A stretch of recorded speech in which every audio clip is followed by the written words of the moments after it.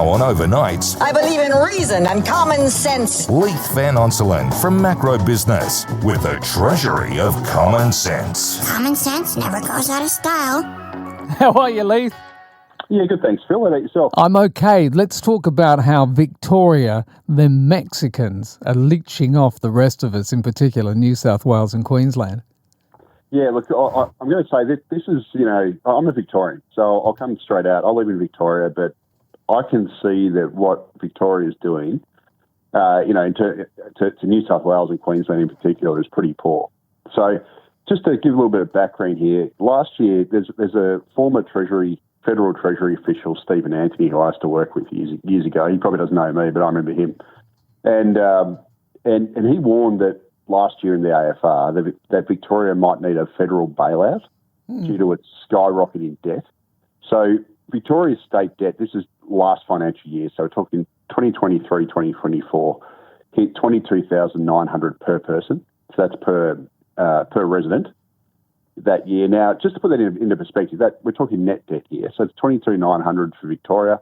This compares to $15,200 in New South Wales, and I think it's $9,300 in Queensland. So Victoria is very indebted. It's the most indebted state in the country. It has the worst credit rating in the country, and basically its trajectory of debt is really poor. So Victoria's debt's projected to go to about $200 billion from about $160 billion currently, $155 billion currently in the next 4 years. It's got a really bad profile. It's the worst credit rating. It's been warned by the credit rating agencies that its credit rating is could potentially be cut, which will massively increase the amount of its interest payments. So it's a really, really poor situation down here. We've been very poorly managed. And so, as I said, very, very poor situation.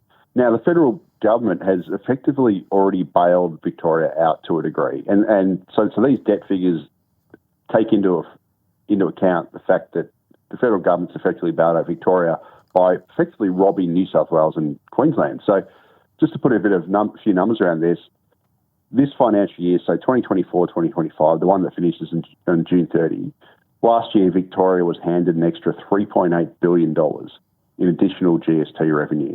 So the way the GST works is the Commonwealth Grants Commission basically gets all the GST raised in the country, and it determines which state gets what. And because Victoria is broke, effectively, it got handed this current financial year an extra $3.8 billion, and New South Wales lost $188 million, and Queensland lost $384 million. So New South Wales and Queensland got their allocations cut. Victoria got given an extra $3.8 billion. A couple of months ago, and at the time, New South Wales Premier Chris Minns derided Victoria, describing it as a welfare state. So this is after last year. Now, earlier this year, so we're talking a few months ago, the Commonwealth Grants Commission then gave its ruling on the GST for the next financial year, so the one coming after June 30 or July 1. And what it basically did was it handed Victoria another $3.7 billion. So over 2 years, Victoria's been given about $7.5 billion. And again, it's robbed New South Wales and Queensland. So New South Wales, the next year, will lose $310 million in GST, so it'll get its allocation cut again. And Queensland's going to lose $469 million. So again, over those 2 year periods, so the current year and next year, Victoria's going to receive $7.5 billion in extra GST, whereas New South Wales will lose just under $500 million, and Queensland's going to lose about $850 million over the same 2 year period. So as a result, Victoria is now going to receive $1.07 for every GST that's raised in Victoria, which is up from 85 cents when the GST was first introduced in the year 2000.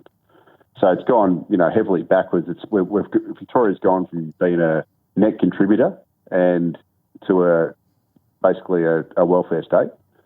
By contrast, New South Wales is only going to receive 86 cents for every dollar raised, and Queensland's only going to receive 85 cents for every dollar raised. Now, the New South Wales Treasurer, Daniel Mookie, used an event last week at the McKell Institute to claim that New South Wales and Queensland are carrying the Federation when it comes to GST, and basically that they're the only two states that are exporting GST to other states. Now, that's not technically true. Western Australia is as well. But I get his point. Basically, New South Wales and Queensland are getting slammed in order to fund other states, but in particular Victoria. You know, their southern neighbour. It's the second most populous state in the country. It's been incredibly poorly run down here. And as a result, other states, mainly Queensland and New South Wales, are bearing their financial costs. Now, the reason why I'm saying we're very poorly run down here is that the Victorian government's every single infrastructure project pretty much that it's undertaken has been massively over time and over budget. It's blown huge amounts of money. Victoria's spent more than other states on bureaucrats. So we've got, you know, massive bloat in the public sector. We've had the biggest rise in public sector salaries, the biggest rise in public sector headcount. And effectively, Victoria has been rewarded for incompetence. So because it's losing so much money and it's been run so poorly, New South Wales and Queensland have been required to bail out Victoria effectively. And unfortunately, the GST formula that's run by the Commonwealth Grants Commission rewards this incompetence. And, you know, one of the reasons that the Grants Commission gave for expanding Victoria's GST base was that Victoria lacks the capacity to raise mining revenue. So, you know, New South Wales obviously got some coal. Queensland's got a lot of coal and gas, etc. So as a result, they've said, Victoria doesn't have that stuff. We have a little bit of gas. And as a result, it deserves more money. But here's the thing, Phil. Victoria has banned new gas projects. So we do have gas in the ground in Victoria, but our government said, no, we're not allowed to mine it, you know, all this net zero stuff, etc. And they've basically banned new gas projects. And that's one of the reasons why we don't have royalties from gas, because the government has said we're not going to mine it. And again, Queensland, which has given the green light to mining gas projects, etc., is raising those royalties. And because it has chosen to mine its resources and collect those royalties, Queensland is being penalised, and Victoria has been rewarded for basically refusing to do those things.